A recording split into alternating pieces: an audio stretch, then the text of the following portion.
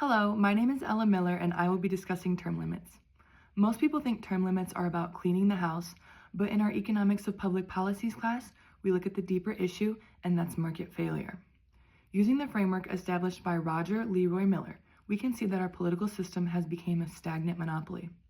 Today, I'm arguing that we need term limits to break the barrier to entry that's keeping our government from functioning efficiently. The biggest economic cost of no term limits is the loss of fresh perspectives.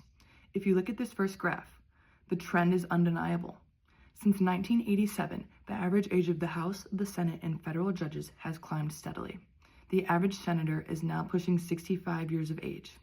From an economic standpoint, this represents a massive human capital problem.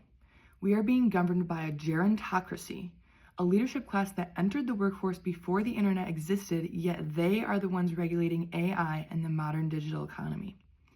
As Miller points out, when a monopoly stays in power too long, it stops innovating.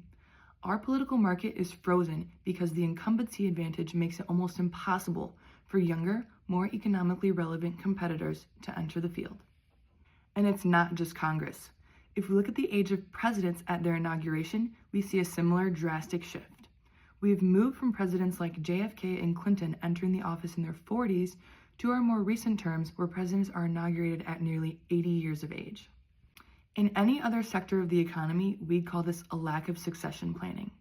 In public policy, it leads to rent seeking. Career politicians aren't looking for long-term economic growth. They're looking to protect their rent, which is their safe seat and their power base. They use pork barrel spending to buy loyalty, which is a massive misallocation of taxpayer resources. Now, critics may say term limits cause a brain drain and hand power to lobbyists, but let's look at the incentive structure. Right now, lobbyists already own the system because they've had 30 years to build partnerships with the same politicians.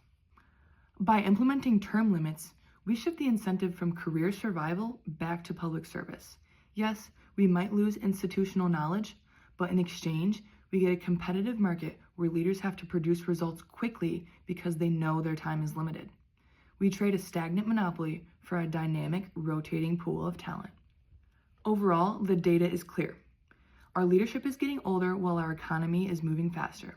We can't solve 21st century problems with a 20th century monopoly. For a healthier, more competitive political economy, it's time for term limits. Thank you for watching.